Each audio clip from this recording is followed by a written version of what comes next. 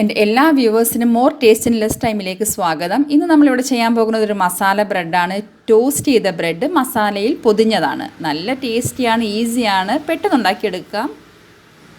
ഇതിനിവിടെ ആവശ്യമായ ചേരുവകൾ: 4 slice bread, ഒരു സവാള, 1 ടീസ്പൂൺ ഇഞ്ചി, 1 ടീസ്പൂൺ വെളുത്തുള്ളി, കുറച്ച് മല്ലിയില, 1 പച്ചമുളക്, ഉണക്കമുളക് ചതച്ചത് 1 ടീസ്പൂൺ, ഇനി 1 ക്യാരറ്റ് ഗ്രേറ്റ് ചെയ്തെടുത്തത്, ചെറുതായിട്ട് ഗ്രേറ്റ് ചെയ്തത്, ഇനി 2 ടേബിൾ സ്പൂൺ കെച്ചപ്പ്, കുറച്ച് ഉപ്പ്, 1/4 ടീസ്പൂൺ മഞ്ഞൾപ്പൊടി, 1/2 ടീസ്പൂൺ മുളക് പൊടി, 1/2 ടീസ്പൂൺ ഗരം മസാല. ഇനി ചെയ്യാൻ ആരംഭിക്കാം. ഒരു പാനിൽ 1 ടീസ്പൂൺ നെയ്യ് ഇട്ടിട്ട് നമുക്ക് ബ്രെഡെല്ലാം കരിയാതെ മൊരിച്ചെടുക്കാം. ഈ നെയ്ക്ക് പകരം നിങ്ങൾക്ക് ബട്ടറോ ഓയിലോ യൂസ് ചെയ്യാം. പക്ഷെ നെയ്യ് നല്ല ഫ്ലേവർ തരും, അതുകൊണ്ടാണ് ഞാൻ നെയ്യ് യൂസ് ചെയ്തത്.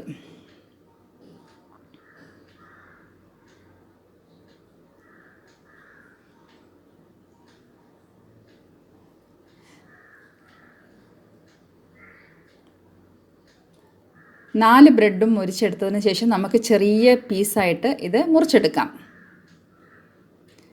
ഒരു ബ്രെഡ് ഏകദേശം 9 പീസായി കിട്ടും. ഇനി നമുക്ക് മസാല ചെയ്യാൻ ആരംഭിക്കാം. അതിനായി ഒരു പാനിൽ അല്പം എണ്ണയിട്ട് അതിലേക്ക് ഒരു സവാളയും ചേർത്ത് ഇഞ്ചി വെളുത്തുള്ളി ചതച്ചതോ പേസ്റ്റോ ഉപയോഗിക്കാം. ഓരോ സ്പൂൺ വീതം ഇഞ്ചി വെളുത്തുള്ളി, പിന്നെ 1 പച്ചമുളക്, ഇതും കൂടെ ആഡ് ചെയ്ത് ഉപ്പും കൂടെ ആഡ് ചെയ്തിട്ട് നമുക്ക് നല്ല രീതിയിൽ വഴറ്റിയെടുക്കാം.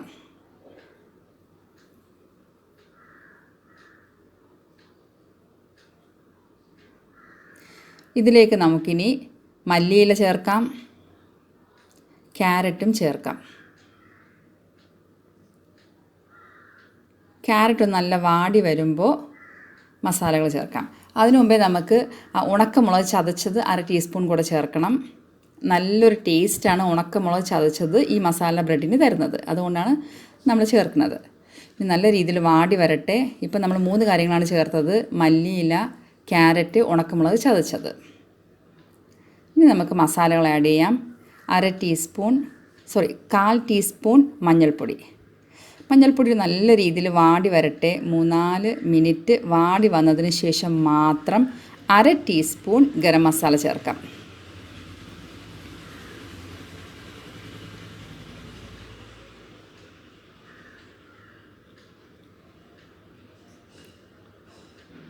ഇനി ചേർക്കേണ്ടത് 1/2 ടീസ്പൂൺ മുളക് പൊടി.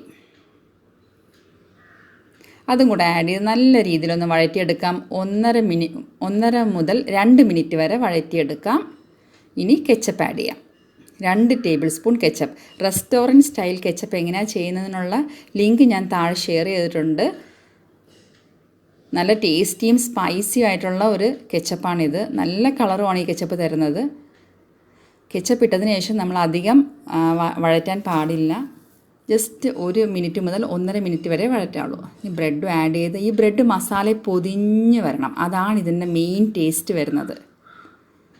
ഒരു 2-3 മിനിറ്റ് ഇങ്ങനെ മസാല പൊതിഞ്ഞ് ലോ ഫ്ലെയിമിൽ ഇട്ടിട്ട് ഫ്ലെയിം ഓഫ് ചെയ്യണം. ഫ്ലെയിം വളരെ ശ്രദ്ധിക്കണം, എല്ലാം കൂടെ കരിഞ്ഞു പോകരുത്. ലോ ഫ്ലെയിമിൽ ഇട്ടിട്ട് നമ്മളിത് നല്ല പൊതിഞ്ഞ് വരുന്ന മസാല ബ്രെഡാണിത്. എൻ്റെ എല്ലാ വ്യൂവേഴ്സിൻ്റെയും നന്മയ്ക്കായി പ്രാർത്ഥിച്ചുകൊണ്ട് നിർത്തുന്നു.